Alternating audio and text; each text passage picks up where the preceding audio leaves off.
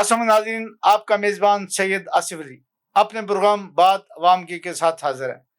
जैसे कि हम अक्सर कहते हैं कि हम चाहते हैं कि आपको अच्छी से अच्छी लर्निंग दी जाए और आपकी से भी अच्छी से अच्छी फीडिंग हम चाहते हैं कि आप प्रोग्राम देखें और प्रोग्राम का तजिया करें और फिर हमें फीडबैक दें, ताकि हम आपके लिए अच्छे से अच्छा प्रोग्राम और हर वो गेस्ट जिसको आप सुनना चाहते हैं आपके सामने लाए जाए। आज के हमारे मेहमान डॉक्टर अरशद साहब हैं। Doctor Mohammad Arshad chief executive हैं वोसिया प्राइवेट इंटरनेशनल लिमिटेड के। अक्सर आपके सामने आते रहते हैं और अपना पुरमगज़ तजिया पेश करते रहते हैं। आज भी ये स्पेशल इनको इनवाइट किया गया है, एक तो मौजूदा हालात जो इस वक्त चल रहे हैं तूफ़ान के हवाले से, दूसरा इनको स्पेशली हमने आज इन्वाइट किया कि क्योंकि ये 3-4 मुल्कों के दौरा करके आए और ये अक्सर दौरों पे रहते हैं। बड़ी नज़र है इनकी बैरून मुल्क आवाम पे और उनकी हुकूमतों पे। इससे भी बात होगी कि वहाँ की हुकूमत ने किस तरीके से तरक्की की और उनकी आवाम का तरीक़ाकार क्या था, क्या किस तरीके से उन्हें फॉलो किया और उस हुकूमत को मजबूत किया, उस हुकूमत को नहीं बल्कि उस रियासत को मजबूत किया। अस्सलाम वालेकुम डॉक्टर मोहम्मद अरशद साहब, कैसे हैं आप? ठीक हैं, खैरियत से हैं? जी अल्हम्दुलिल्लाह, शुक्र अल्हम्दुलिल्लाह। डॉक्टर साहब, आपने पहले भी बड़े अच्छे अच्छे तजिए किए हैं। आपने यही जो अभी तूफान आ रहा है जिसका बड़ा जिक्र है, हर चैनल पर ट्यून कर रहा है, आपने इस पर बड़ा अच्छा तजिया दिया था कि बारिशें होंगी, तूफ़ान आएंगे और अगर हम वक्त पे उसका सद्देबाब ना कर सके, मनसूबाबंदी ना कर सके तो बहुत बुरे हालात होंगे। पहले इस पर बात करें। अस्सलाम वालेकुम। बिस्मिल्लाहिर्रहमानिर्रहीम। सूरत हाल है वे शाह साहब कि ये कोई बड़ी वड्डी हिकमत नहीं जी जी कि हर उस आदमी नूं इस चीज़ का इलम है। अजकल जदीद दौर है, मोबाइल कोल है और हर मुल्क दी घर बह के उस तजिया कर सकता है, सोच सकता है, वेख सकता है। बेशक। और जिहड़ी मैं गल अज तों 4-5 महीने पहले कीती सी, ओहदे पिछे एक लॉजिक है, वो मैं आज बिल्कुल, वो जरूर बताएं, जिक्र जरूर बताएं। करूँगा। जी मैं सियालकोट सिटी हाउसिंग स्कीम के साथ ही एक हाई स्कूल था जहाँ सियालकोट में मैं स्टडी कर रहा था। 1971 की बात है। तो जब हमारा एक पीरियड खाली होता था तो हेड मास्टर साहब अल्लाह बख्शे यूसुफ साहब थे, वो आ माशाल्लाह। जाते थे, क्लास को अटेंड करते थे, बच्चों को मुख्तलिफ किस्म की डिस्कस करते थे। माशाल्लाह। उस वक़्त मैंने जब उनकी वो आज तक उस चीज़ को नहीं भूला और उन्होंने सब बच्चों को से सवाल किया आते ही कि आप किन किन बच्चों ने सियालकोट देखा है। तो माशाल्लाह। हम क्योंकि सियालकोट में ही रहते थे तो तकरीबन हम सब खड़े हो गए बेंचों से, अपने डेस्क पे बैठे हुए थे, खड़े हो गए और एक से उन्होंने पूछा कि आपने सियालकोट में क्या देखा है। उसने बोला कि मैं अपने वालिद साहब के साथ गया था, वहाँ एक बाजार है लाई, वहाँ से उन्होंने तम्बाकू और जलेबियाँ ली और वापस आ गए। सही। इसी तरह मुख्तलिफ बच्चों ने ऐसी लैंग्वेज इस्तेमाल की, ऐसी गुफ्तगू की, 10 का इंटरव्यू लेके उन्होंने सबको बैठा दिया। उन्होंने कहा कि आप सियालकोट के अंदर रह के आपको ये नहीं महसूस कि सियालकोट एक ऐसा शहर है जो पूरी दुनिया में खेलों और सर्जिकल इन चीज़ों का वो एक्सपोर्टर था बहुत बड़ा उन दिनों में। ऐसे ही। तो अब भी है। वैसे उन्होंने ऐसी चीज़ें हमें बताई और मेरे दिलो दिमाग में ये चीज़ बैठी कि आपने जहाँ भी जाना है और जहाँ भी रहते हैं, आपको उसके महल्ले वकूअ का उसका पता होना चाहिए, रिसर्च होनी चाहिए, देखना चाहिए। उसका ही नतीजा है कि मैंने आज तक उनकी बात को पकड़ा है और साथ लेके डॉक्टर चल साहब, रहा बड़ी हूँ। अच्छी बात की है। सियालकोट जो है स्पोर्ट्स का और सर्जिकल का बहुत बड़ा मरकज़ है, बहुत बड़ा एक्सपोर्ट है। इसके साथ मैं अपने नौजवानों को और स्पेशली बच्चों को बताऊंगा कि दुनिया का जो फुटबॉल होता है, अभी भी कतर में जो फीफा कप हुआ है, वर्ल्ड कप, उसमें भी पाकिस्तान का फुटबॉल इस्तेमाल किया गया। जी जी, तो उसमें मैंने जब पूरी पाकिस्तान को भी देखा है, मैंने चाइना को भी देखा है, इंडिया को देखा तो नहीं, मैं समझ तो सकता हूँ गूगल में। तो मैंने एक ये आपको एक पेशेंट नहीं, अपना ख्यालात का इज़हार किया था। आने वाले वक़्त में जून में बरसात का اور پانی کا اتنا بہاؤ ہوگا کہ یہ موجودہ جو حکومت ہے سیٹ اپ ہے اس کو ابھی سے سوچنا چاہیے. بڑی اچھی بات کی. اور وہ میری بات کرنے کا مقصد یہ تھا, مجھے تو نہیں پتا تھا نہ ہی میں کوئی نجومی ہوں نہ ہی کوئی ایسا علم ہے میرے پاس, صحیح. میں تو ایک ایسا تجزیہ پیش کیا کہ ایسے ہو سکتا ہے کہ جب اتنے بڑے گلیشیئر پگھلیں گے, بارشیں ہوں گی, تو لامحالہ پانی آئے گا, اس کا کوئی نہ کوئی سدباب ہونا چاہیے. یعنی موسمیاتی تبدیلی کی طرف آپ نے بڑا اشارہ دیا تھا. اور اس میں موجودہ حکومت کو, کیونکہ یہ پاکستان میں ہم نے جب سے دیکھا ہے ہوش سنبھالا ہے, تو ان کے اپنے مسئلے ہی نہیں ختم ہوتے جو سیاسی لوگ ہیں. تو سیاسی لوگوں کو جا کے قانون سازی کے علاوہ ملک کے اندر جو ہے پلاننگ کرنی, اس کے مختلف اداروں کی ان کو ڈائریکشن پہ لینا, ان سے کام لینا. ہمارے ملک میں الحمدللہ ہر طرح کی چیزیں ہیں, ادارے ہیں, ان کو مینج کرنا یہ سارا حکومت کا جو کام ہے وہ تو کرنا چاہیے. وہاں جو پیسے ہیں, پیسے تو نہیں لگ رہے, ایک ادارہ ہے وہ تو ہے ہی ہے, اس سے کام لینا چاہیے. میں یہ کہتا ہوں ہم سب کیوں پریشان ہیں, اس لیے کہ جو بھی سرکاری آدمی ہے وہ 8 گھنٹے جو کام نہیں کرتا, وہ آرام بھی نہیں کرتا, ذہنی ٹینشن میں آفس بھی رہتا ہے, گھر بھی رہتا ہے, اس لیے کہ وہ اپنا جس ادارہ جو اس کی ذمہ داری ہے, چاہے وہ پہلے اسکیل سے لے کر بائیس تک ہو, ان کے اپنے مسائل اس طرح گمبھیر اس لیے ہیں کہ وہ اپنے بچوں کو جو نوالا کھلاتے ہیں, 8 گھنٹے ڈیوٹی کرنے کے باوجود وہ اگر کام نہیں کرتے تو میں کہتا ہوں وہ رزق حلال نہیں ہے. یعنی آپ کہتے ہیں کہ 8 گھنٹے ڈیوٹی پوری فرض شناسی سے دی جائے تو اس ملک میں ترقی کا بڑا اہم عنصر آ سکتا ہے. اور اس کو ہر سرکاری آدمی ہو یا کوئی اور آدمی ہو, اس کو اس چیز کا پاس رکھنا چاہیے, یار میں خود اور اپنے بچوں کو رزق حلال کھلاؤں. تو جب رزق حلال میں نے بہت تجزیہ کیا ہے, دیکھا ہے, ڈیپلی دیکھا ہے, ایسے لوگ میں نے دیکھے ہیں جو نیچے گرے تھے, اللہ تعالیٰ نے ان کو اتنا رزق دیا ہے, ان کو پتہ بھی نہیں, ان کے پیچھے کوئی اتنی بڑا لاجک نہیں ہے. انہوں نے صرف ایمانداری کو مد نظر رکھا ہے, اپنے آپ کو مضبوط رکھا ہے, اور اپنے اندر ایک ایسی ول پاور پیدا کی ہے, کچھ بھی ہو جائے ہم نے بچوں کو رزق حلال کھلانا ہے. یہ بہت بڑی بات کی, اور یہی ہمارے اسلام کا اور پیارے نبی کریم صلی اللہ علیہ وسلم کا طریقہ کار تھا کہ رزق حلال بہترین عبادت ہے, رزق حلال حاصل کرنا بہترین عبادت ہے. اور تبھی تو ممکن ہے, جیسے ڈاکٹر محمد ارشد صاحب نے بتایا کہ اگر 8 گھنٹے پوری تندہی سے فرض شناسی سے اپنا کام کریں گے تو یہ ملک ترقی کی طرف جائے گا. ناظرین ابھی وقت ہوا جا رہا ہے ایک واقعے کا, کہیں مت جائے گا, اسٹے ود اس.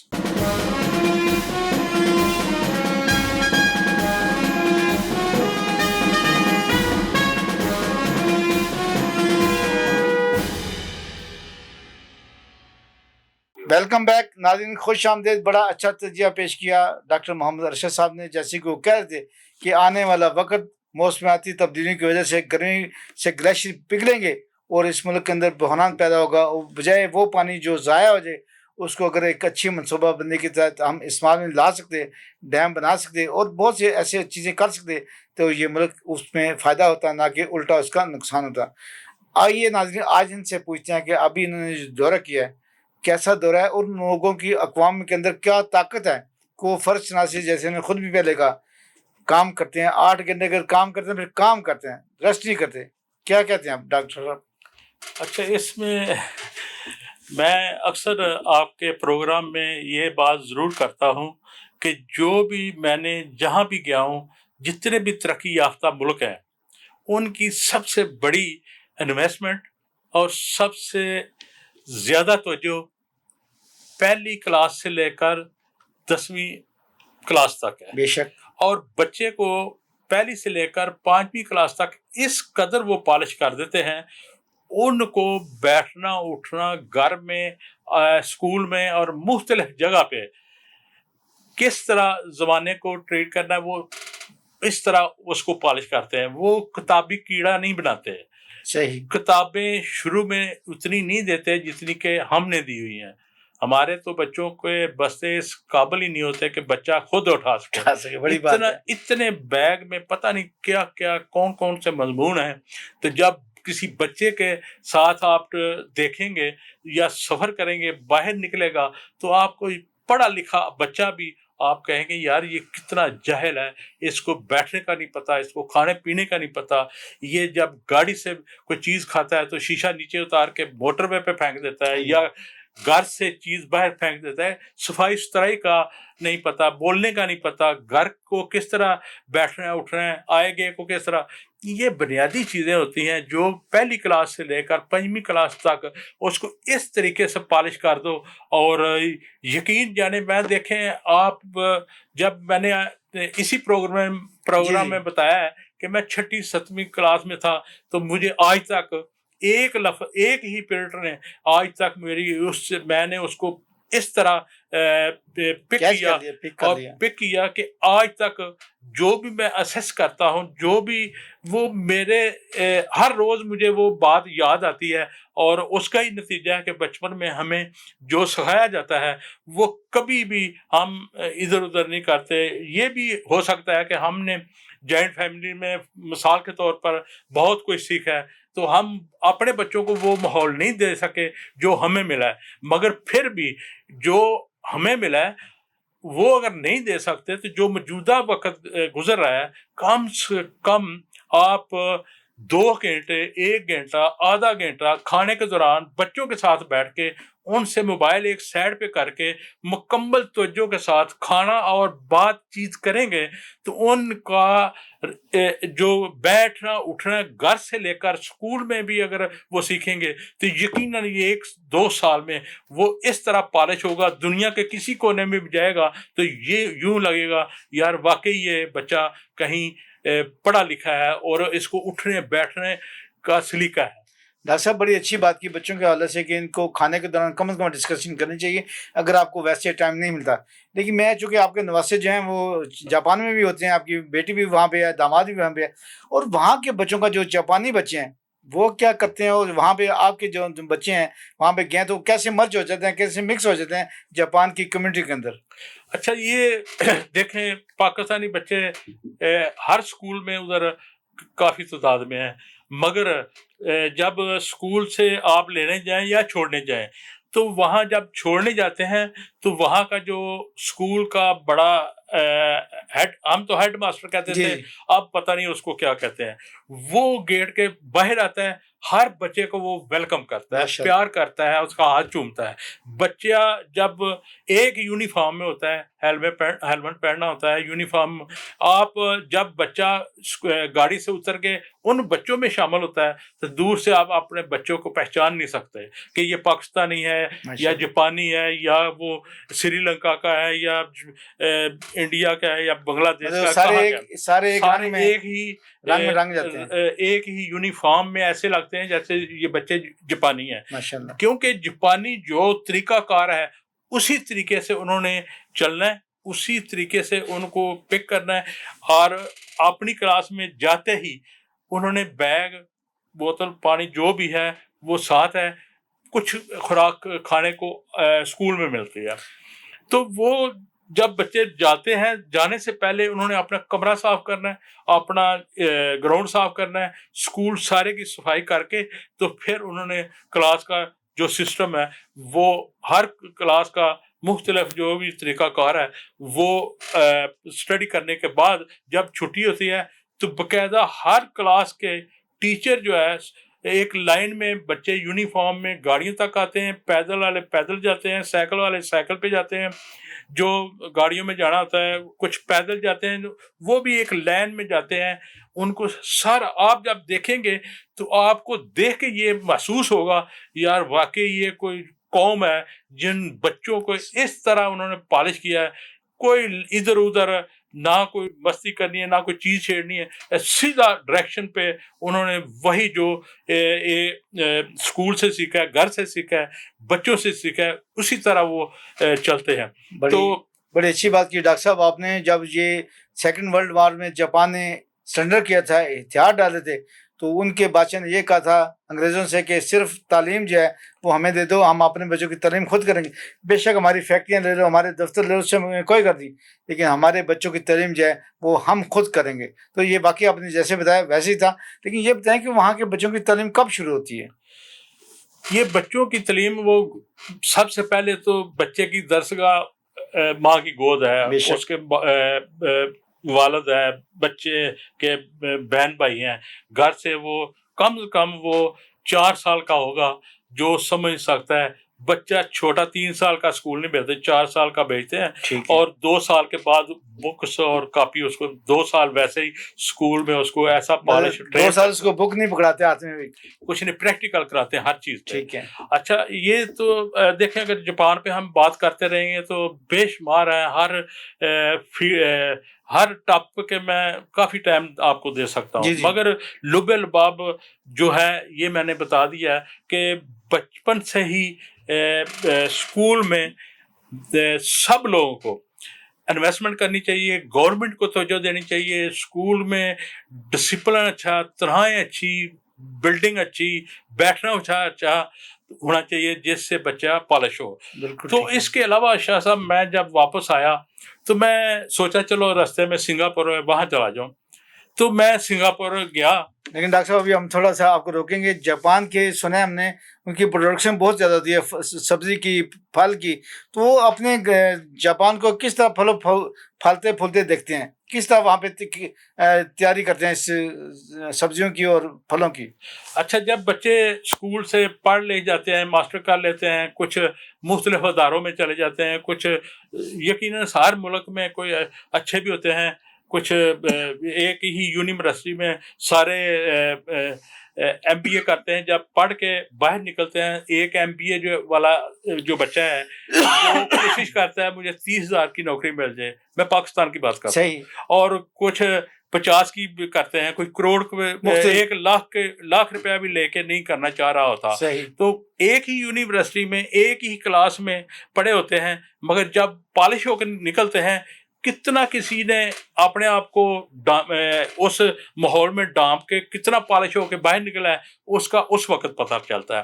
تو جاپان میں چاہے وہ کسی عمر کا ہو, پورے گھر کے فرد, میں کہتا ہوں میں نے خود دیکھا ہے, یقین جانے میں ان لفظوں میں بیان نہیں کر سکتا کہ 100+ میں ہوگا, عورت ہو یا بوڑھی یا مرد ہو, اس نے کچھ نہیں نہ کرنا, اپنے گھر کے آس پاس جتنی جگہ ہے اس کو صفائی ستھرائی کرنی ہے, وہ سیلڈ وغیرہ سبزیاں بیجنی ہے, پھلوں کا جو باغیچہ ہے اس کو صفائی کرنی ہے.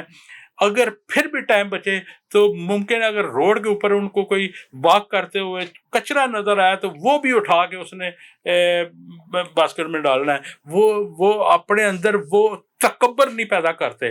جتنی قومیں اس سے پہلے اللہ تعالیٰ کمی پیشی معاف کرے تباہ و برباد ہوئی ہیں, انہوں نے اپنے آپ کو تکبر اور غرور اور فرعون بن کے جب زندگی بسر کیا تو ان کی بربادی آئی. یعنی آپ نے کہا کہ صفائی نصف ایمان وہاں پہ دیکھی جاتی ہے, اور اسی طرح خدمت میں عظمت جو ہے, محنت میں عظمت جو ہے وہ بھی وہیں پہ نظر آتی ہے. کوئی بندہ یہ نہیں محسوس کرتا کہ اگر میں کوئی کوڑا کرکٹ راستے سے اٹھاؤں گا تو میرے کوئی انسلٹ ہو جائے گی یا پھر لگے گا.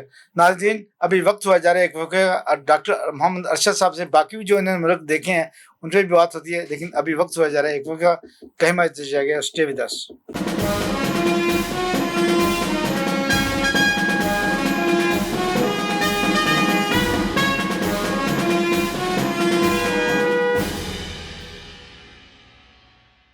ویلکم ناظرین, خوش آمدید. ڈاکٹر محمد ارشد صاحب آج ہمارے ساتھ ہیں, جو اکثر آپ سنتے رہتے ہیں. بہت ہی اچھے کونا مشق سیاستدان نہیں ہیں بلکہ تجزیہ نگار ہیں, اور ان کی تجزیہ نگاری وقت کے ساتھ ساتھ بکھرتی جا رہی ہے, نکھرتی جا رہی ہے. جیسے کہ انہوں نے ابھی موسمیاتی ماحول کے بارے میں جو بات کی کہ تبدیلی جو آ رہی ہے اس پہ کیا تھا, لیکن ہم نے ان سے یہ بھی سیکھا کہ ان ملک میں ہمارے اکثر وہ جاتے رہتے ہیں, چاہے جاپان ہو چاہے باقی ملک جو انہوں نے نام لیے, تو وہاں سے کیا ہمارے ملک کے حکمران کچھ سیکھے بھی آتے ہیں. بات کریں جو نیکسٹ آپ نے دورہ کیا اگلے ملک کا.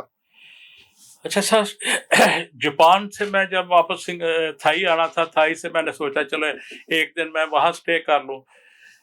پھر ملیشیا سے بائی روڈ ہی میں سنگاپور چلا گیا.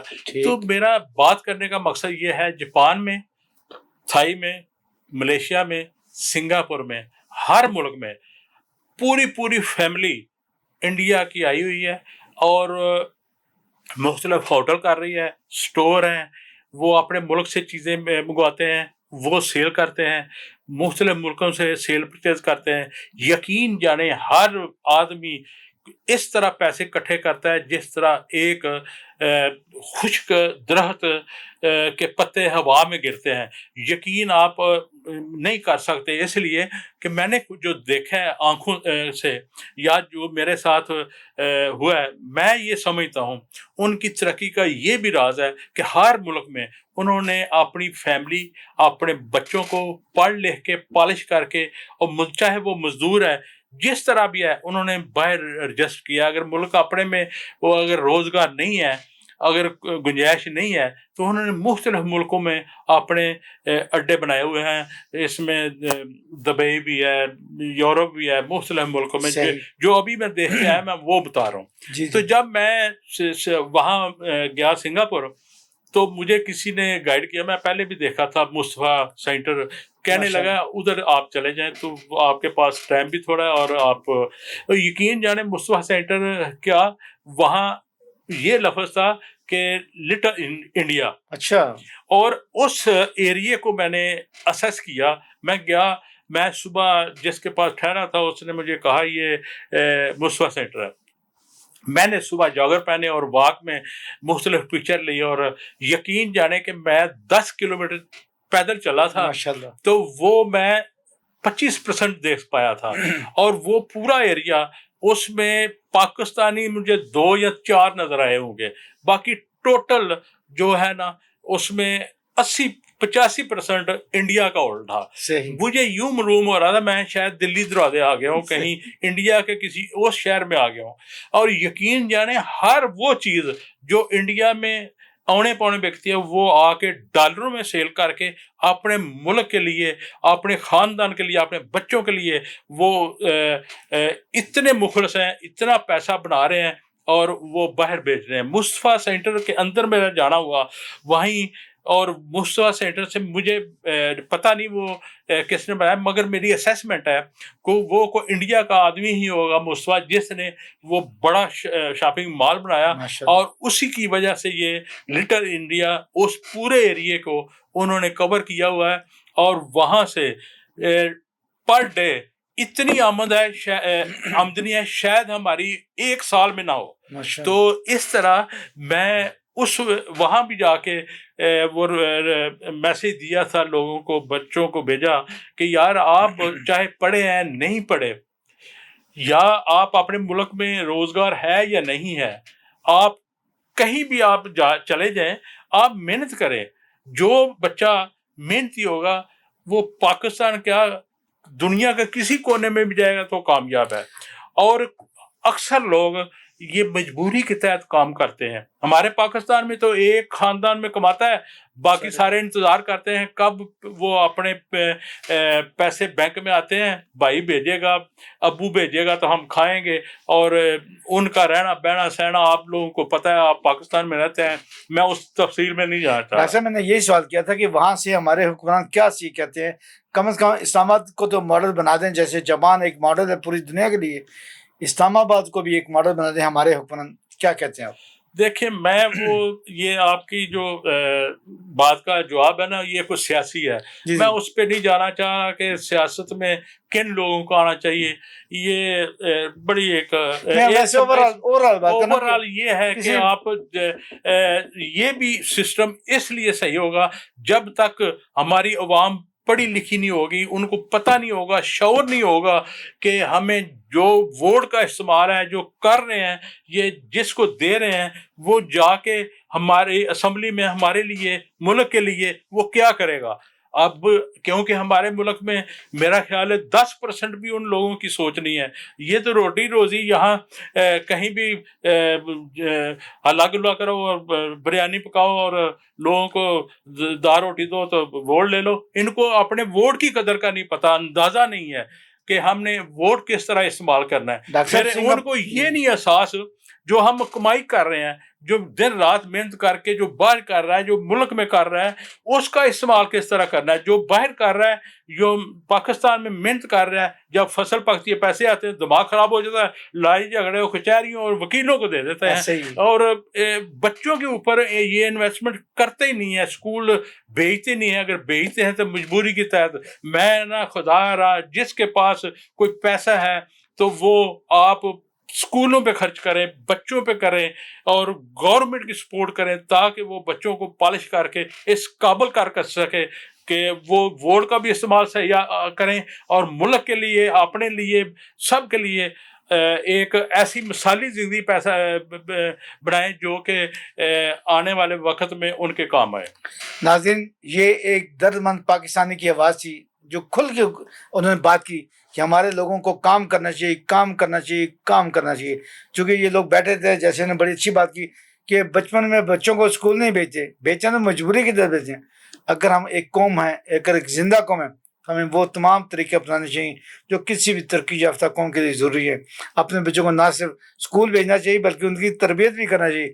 بڑی اچھی مثال دی انہوں نے کہ وہاں کے جاپان کے بچے پہلے اسکول جاتے ہیں اور ہر چیز کو صاف کرتے ہیں، گراؤنڈ کو، کلاس روم کو، اس کے بعد وہ بیٹھتے ہیں. اور اس کے لیے انہوں نے یہ بھی بڑی اچھی بات کی کہ وہاں کا جو ہیڈ ہوتا ہے، اسے آپ پرنسپل کہہ لیں، ہیڈ ماسٹر کہہ لیں، وہ بچوں کو ویلکم کرتا ہے.